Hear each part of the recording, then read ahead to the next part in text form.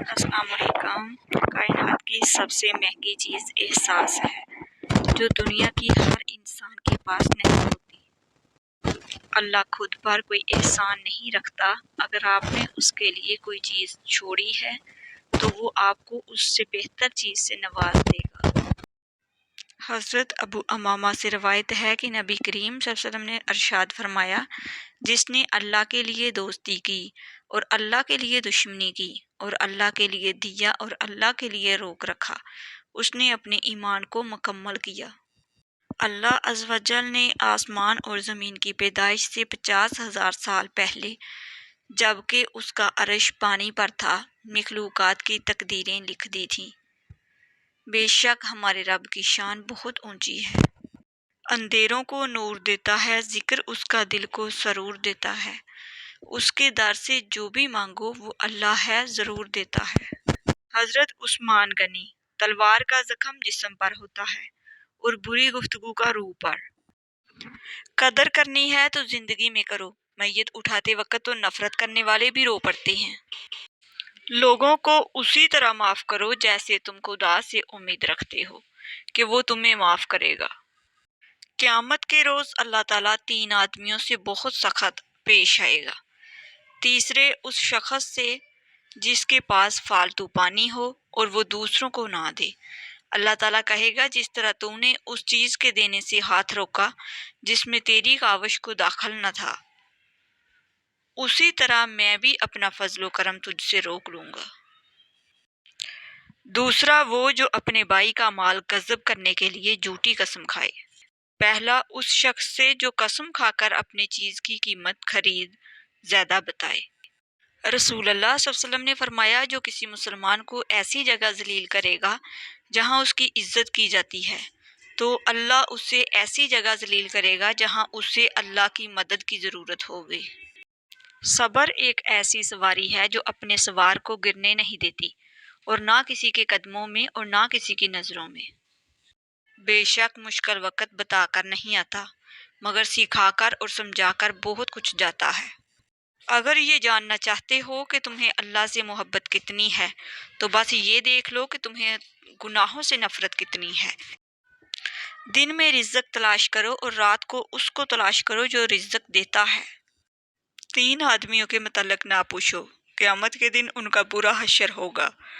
وہ عورت جس کا شوہر اس سے دور تھا مگر وہ اس کے اخراجات برداشت کرتا رہا اور پھر وہ اس کی عدم موجودگی میں بناؤ سنگار کرتی رہی۔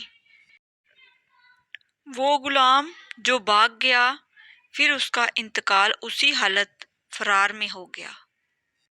اس شخص سے جس نے جماعت سے علیحدگی اختیار کی اور اپنے امام کی نافرمانی کی اور گناہ کرتے وقت اس کی موت ہو گئی۔ سکون کی دولت اللہ کا ذکر کرنے والوں کو نصیب ہوتی ہے۔ پیڑ کو دیمک لگ جائے یا آدم زاد کو غم، دونوں کو ہی یارو ہم نے بچتے دیکھا کم۔ بہت غموں میں بھی ہنس پڑا ہے انسان، بہت خوشی میں بھی آنکھیں ہو جاتی ہیں نم۔ رسول اللہ صلی اللہ علیہ وسلم نے فرمایا، اپنے بچوں کو جب وہ 7 سال کے ہو جائیں تو نماز کا حکم دو، اور جب 10 سال کے ہو جائیں اور نہ پڑھیں تو انہیں اس پر مارو۔ اللہ کے خوف سے گرنے والا آنسو بے شک چھوٹا کیوں نہ ہو، لیکن اس میں اتنی طاقت ہوتی ہے کہ وہ سمندر کے برابر گناہ مٹا دیتا ہے۔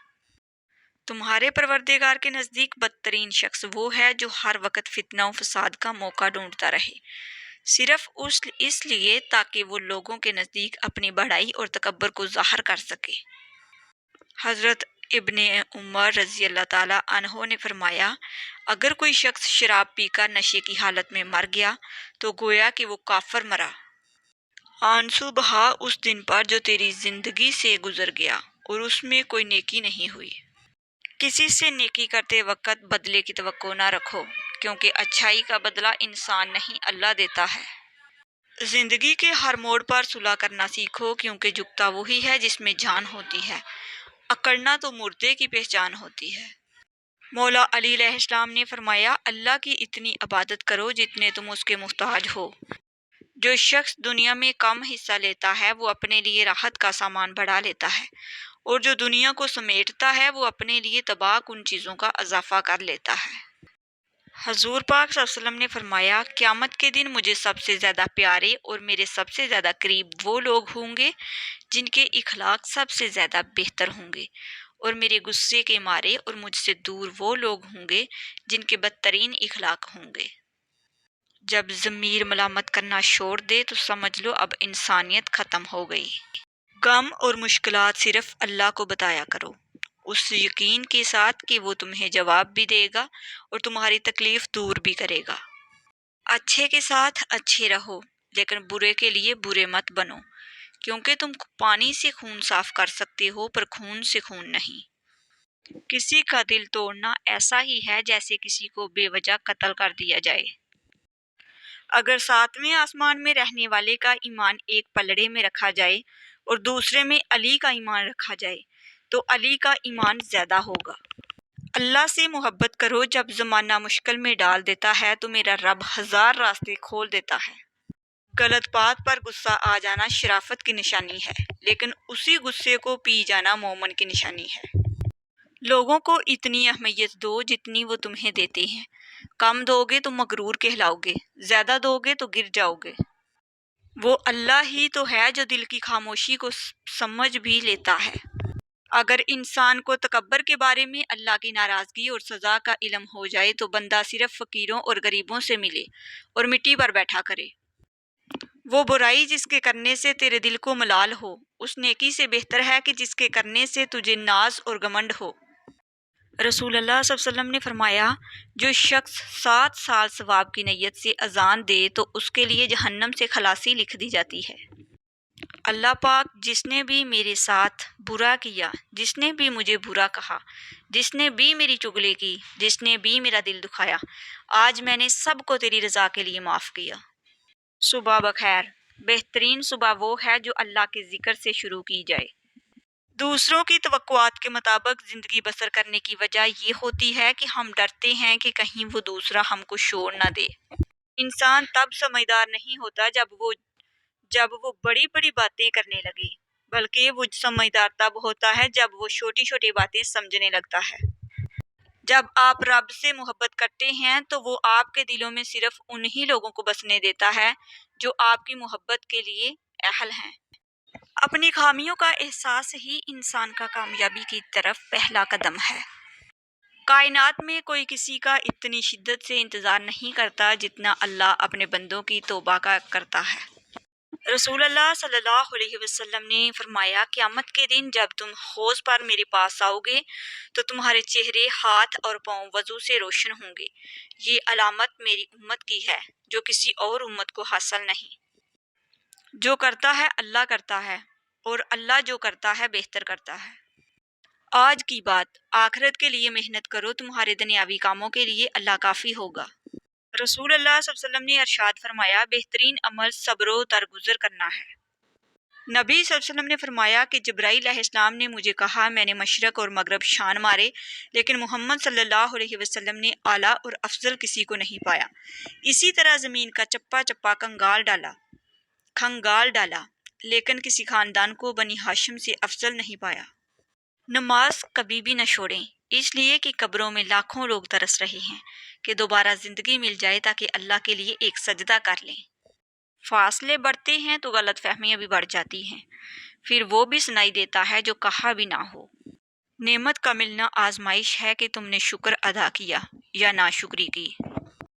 اگر محبت کرنے والا شخص آپ پر غصہ کرنا چھوڑ دے تو سمجھ جاؤ آپ اپنی اہمیت اس کی نظر میں کھو چکے ہو۔ انسان موت سے بچنے کی کوشش کرتا ہے، جہنم سے نہیں، حالانکہ کوشش کرنے سے انسان جہنم سے بچ سکتا ہے، موت سے نہیں۔